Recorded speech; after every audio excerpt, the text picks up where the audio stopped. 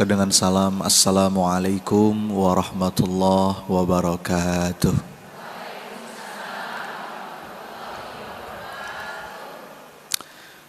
Alhamdulillah, alhamdulillahi haqqa hamdi, nahmaduhu wa nasta'inuhu wa nastaghfiruh, wa na'udzu billahi min sururi anfusina wa min sayyiati a'malina, may yahdihillahu fala mudilla lah wa may yudlil fala hadiya lah. Asyhadu an la ilaha illallah al-malikul haqqul mubin wa asyhadu anna Muhammadan abduhu wa rasuluh al-mab'utsu rahmatan lil alamin. Allahumma salli wa sallim wa barik ala Muhammad wa ala alihi wa ashabihi ajmain. Subhanaka la ilma lana illa ma 'allamtana innaka antal alimul hakim. Alhamdulillah. Apa kabar ibu-ibu? Sehat? Pagi hari ini insya Allah kita sedang berada di lapis-lapis keberkahan. Berkah apa saja? Berkahnya majelis ilmu, berkahnya silaturahim, ya, berkahnya iktikaf di masjid, berkahnya hujan, betul ya? Tadi malam hujan deras ya Bu? Di sini juga deras sama.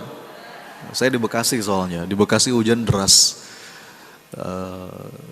Tapi alhamdulillah tidak menyurutkan semangat ibu-ibu untuk datang ke majelis ilmu. Mudah-mudahan tiap langkah ibu-ibu dari rumah datang ke masjid, bapak-bapak juga ada ya sebelah kanan. Tiap langkahnya jadi penggugur dosa, Allah catat jadi amal soleh. Karena kaidahnya tuh gini Pak Bu, al-ajru ala qadri al-masyaqqah. Semakin berat suatu amalan, itu semakin besar ganjarannya di sisi Allah. Ya. Jadi datang ke majelis ilmu dalam keadaan cerah, ya, dibandingkan datang ke majelis ilmu dalam keadaan hujan, mendung, dingin, macet, enaknya berselimut, ya Bu ya. Itu kira-kira lebih gede mana ganjarannya? Yang kedua, karena al-ajru ala qadri al-masyaqqah. Pokoknya itu prinsip tuh Pak, makin berat kita melakukan suatu amalan, itu makin gede ganjarnya di sisi Allah. Jadi mudah-mudahan kita berdoa tiap langkahnya Bapak Ibu hadir di sini itu Allah lipat gandakan ganjaran balasannya. Yuk seperti biasa supaya semakin berkah kita mulakan dengan saling mendoakan dulu. Mana tangan kanannya? Usap-usap yang di sebelah kanannya. Ya. Ikuti kata-kata saya, saudaraku. Mudah-mudahan pagi hari ini Allah karuniakan ilmu yang bermanfaat. Kalau lagi sempit, Allah lapangkan. Kalau lagi sulit, Allah mudahkan. Kalau lagi sedih, Allah bahagiakan. Dunia akhirat. Amin ya rabbal alamin. Gantian tangan kiri sekarang usap yang sebelah kirinya. Saudaraku, makasih ya sudah didoakan. Mudah-mudahan doanya kembali pada yang mendoakan. Berikan senyuman paling manis buat kanan kirinya, silakan.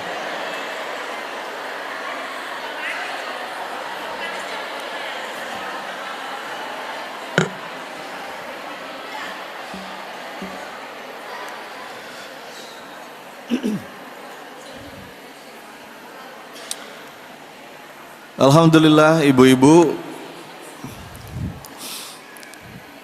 saya dapat amanah dari panitia, satu tema yang akan kita kupas pagi hari ini. Apa Bu temanya? La tahzan. Kaidah untuk bisa melepas kesedihan, kecemasan. Berarti saya berasumsi yang hadir di sini lagi sedih gitu? Alhamdulillah happy ya. Soalnya dari depan kelihatan wajah-wajah banyak masalah ini.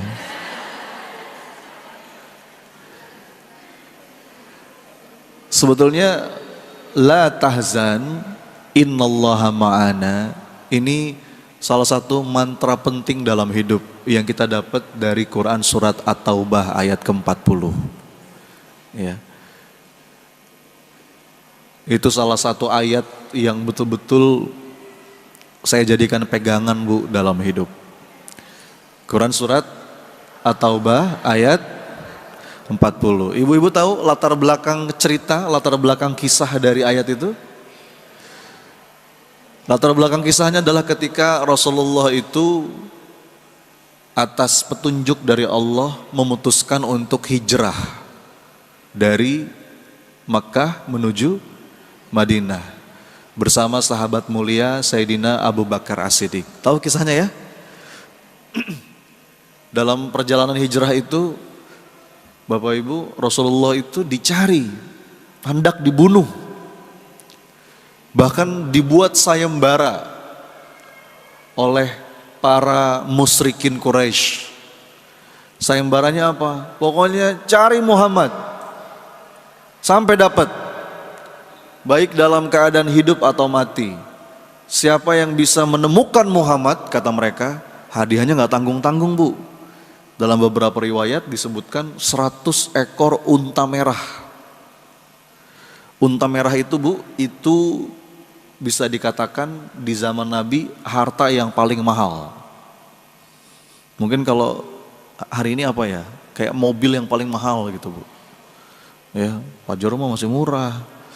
Ya pokoknya yang mahal lah gitu ya. Unta merah tuh unta yang paling mahal, yang paling bagus. Bayangin Bu, sayembara, temukan seseorang kalau dapat hadiahnya 100 Pajero misalkan. Siapa yang gak mau? Semua bergerak. Semua bergerak. Pemuda-pemuda Quraisy dari berbagai macam kabilah itu mencari, hendak menangkap, bahkan membunuh Rasulullah Muhammad SAW. Kemudian Rasulullah berstrategi.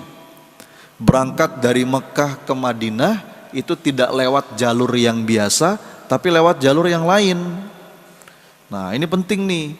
Jadi strategi, rencana, perhitungan itu perlu kita lakukan. Jangan sampai atas dasar tawakal, kita mau bergantung aja Ustadz sama pertolongan Allah. Tapi kita gak berstrategi, enggak dong. Kita berstrategi, kita punya rencana, kita berhitung. Rasulullah juga sama. Rasulullah lewat jalan yang tidak biasa. Bahkan salah satu strateginya Rasulullah itu, Rasul naik ke atas gunung, namanya gunung apa? Jabal Thur. Gunung Thur. Ini kalau ibu-ibu pernah umroh atau haji, pasti pernah tuh berziarah ke Jabal Thur ya. Minimal kita lihat dari bawah. Di puncak Jabal Thur itu ada satu gua, namanya Gua Thur. Dan bagian dari strategi Rasulullah itu bersembunyi dulu tuh selama beberapa waktu, selama beberapa hari di Gua Thur itu. Ya, melibatkan ada anaknya Abu Bakar namanya Asma binti Abu Bakar yang membawakan makanan diam-diam ke atas gunung itu. Ada lagi anaknya Sayyidina Abu Bakar yang lain namanya Abdullah bin Abu Bakar yang itu tugasnya menggembala domba supaya menghapus jejak. Jadi ini perencanaan yang matang Bu, perencanaan yang matang. Ya, akhirnya dalam beberapa riwayat diceritakan sebetulnya beberapa pemuda Quraisy itu sudah curiga, jangan-jangan di atas itu tuh. Bahkan ada beberapa yang sudah sampai naik ke atas Bu, dan udah di depan gua, sudah di depan gua. Diceritakan oleh Sayyidina Abu Bakar dalam beberapa riwayat, Seandainya mereka nunduk dikit aja, itu ketahuan Bu. Betul nggak? Dan diceritakan pada saat itu Bu, Abu Bakar bergetar, cemas, takut, khawatir, meneteskan air mata. Mohon maaf ya Bu, Sayyidina Abu Bakar bukan orang yang pengecut. Dia mah nggak takut terjadi apa-apa pada dirinya. Tapi siapa yang dia takutkan? Rasulullah. Abu Bakar tuh yang dipikirin kekasihnya Rasulullah Muhammad SAW. Jadi nggak bisa dipungkiri, nggak bisa ditutupi. Abu Bakar kelihatan sekali panik, cemas, takut, sampai netes air mata dan melihat Sayyidina Abu Bakar yang seperti itu. Lalu Rasulullah berkata, perkataan Rasulullah ini Allah abadikan dalam Quran surat At-Taubah ayat ke-40 tadi. Apa kata Nabi? La tahzan, innallaha ma'ana. Jadi la tahzan itu bisa diartikan jangan takut, jangan sedih, jangan cemas gitu Bu. Karena Allah bersama kita. Aduh Bu, itu mantra kehidupan yang penting banget untuk kita pegang. Perasaan bersama Allah itu mestinya membuat kita tenang. Nih, sekarang saya mau ngasih contoh deh. Bu, di sini ada nggak sih Bu dulu yang pernah ngalamin punya rumah di kampung? Pernah nggak ngalamin punya rumah di kampung? Mungkin rumah nenek kita gitu ya. Ibu inget gak kalau rumah orang-orang zaman dulu tuh kamar mandi sama ruang utama terpisah? Bu ya, pernah ngalamin gak Bu?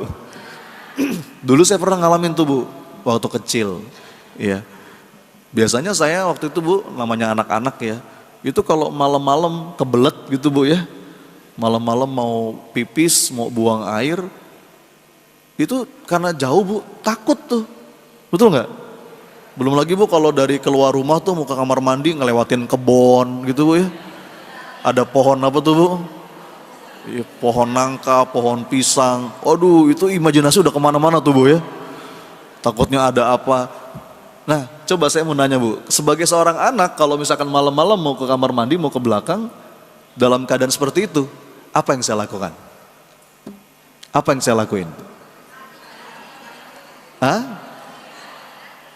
Lari? Saya bangunin siapa? Mungkin saya bangunin ibu, mungkin saya bangunin nenek, ya enggak? Mah, atau nek, nin, temenin, kakak mau pipis, ya enggak? Bangunlah tuh bibi kita, nenek kita atau ibu kita, ditemenin kita.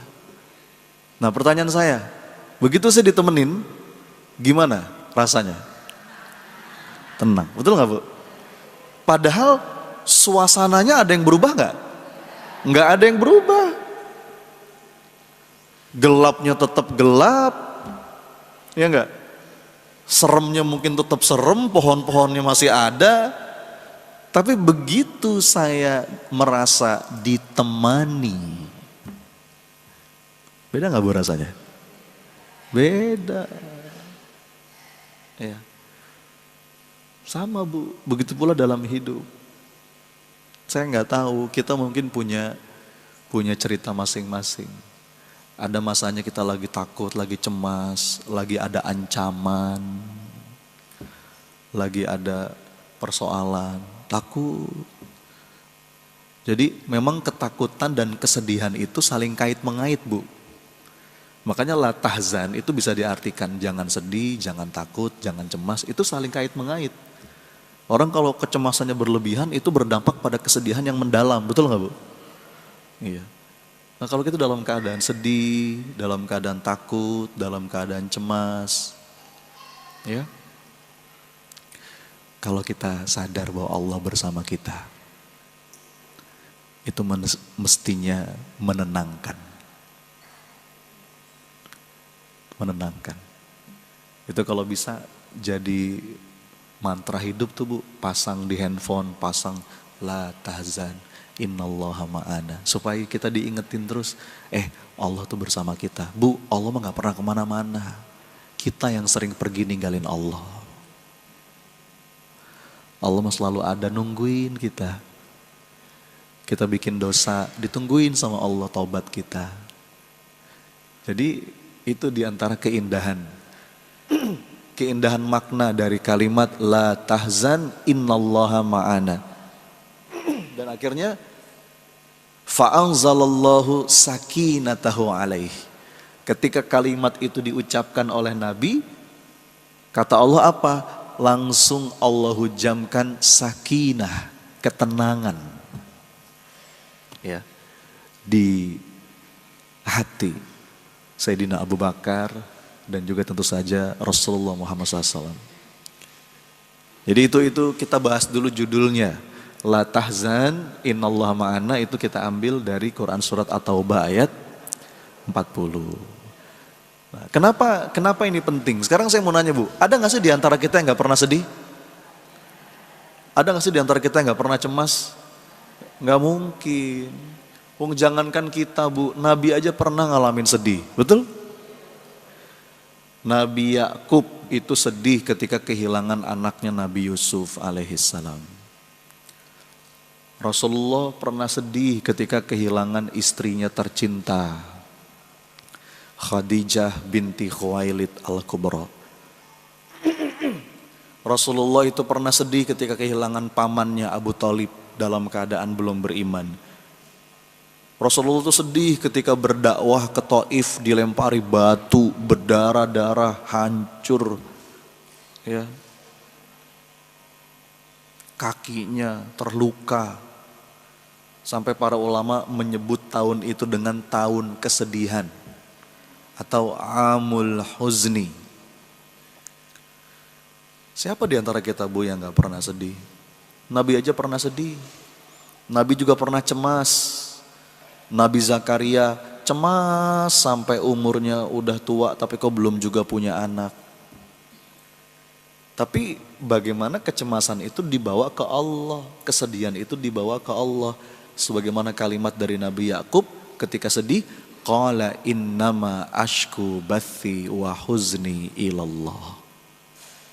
Aku sedih dan aku mengadukan segala kesedihanku kepada Allah. Jadi siapa di antara kita yang gak pernah sedih Bu? Kita semua pernah. Bahkan kita harus terkadang merasakan sedih. Kita perlu loh Bu merasakan patah hati. Kenapa? Begitu hati kita patah, dari celah-celah patahan hati itu seringkali masuk cahaya hidayah. Sebagaimana kalimat dari Maulana Rumi, you have to keep breaking your heart until it opens. Wah, coba diulang Bu.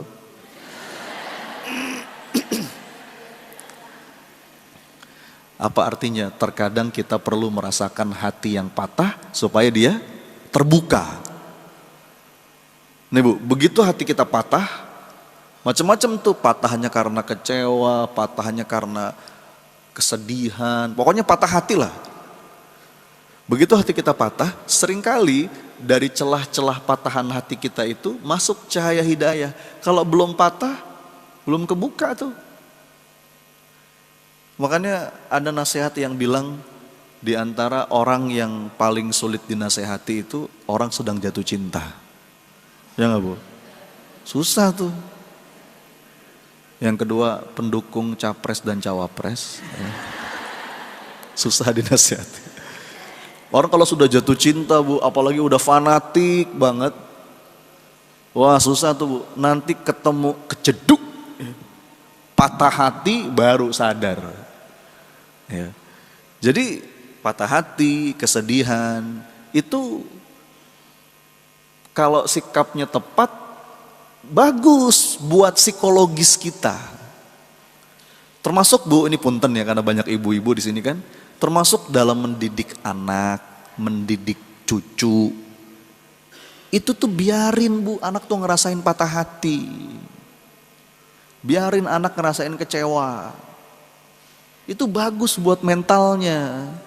Jangan semua maunya diturutin.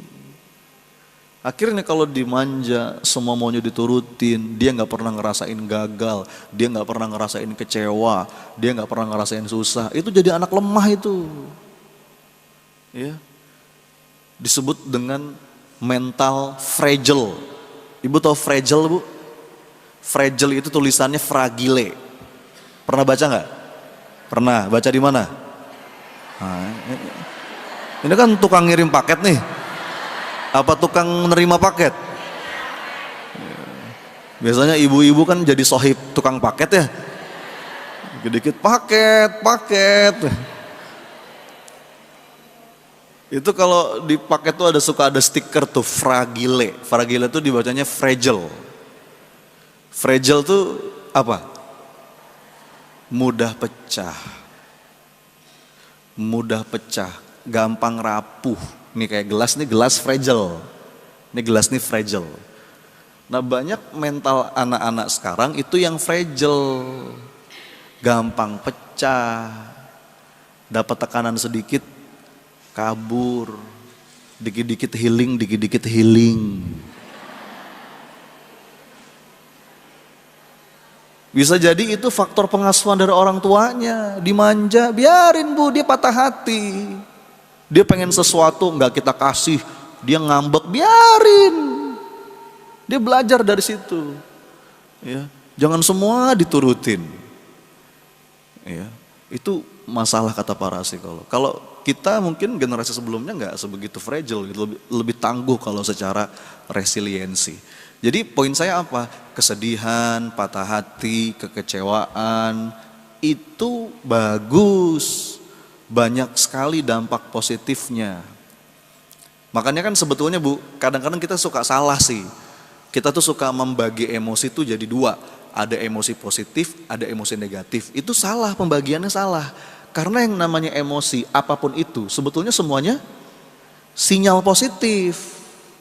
Emosi itu positif Bu. Termasuk sedih, kecewa, itu semua positif. Kalau kita bisa nangkep pesannya. Kalau lagi cemas, apa nih pesannya? Kalau lagi sedih, apa nih? Kalau lagi kecewa, apa nih pesannya? Paling kalau kita mau bagi dua, ada emosi yang bikin kita nyaman, ada emosi yang bikin kita nggak nyaman. Tapi dua-duanya positif. Kalau sikap kita tepat. Jadi kalau membagi emosi bukan negatif positif Bu, tapi nyaman dan nggak nyaman. Semua ini perlu kita sikapi dengan tepat. Tadi itu kesedihan. Itu kalau kita bisa baca pesannya, kekecewaan misalkan. Oh iya ya, saya tuh kecewa kenapa? Karena jangan-jangan saya terlalu berharap sama manusia. Udahlah, saya kapok berharap sama manusia. Saya berharap sama Allah aja. Jadi bagus nggak? Jadi bagus.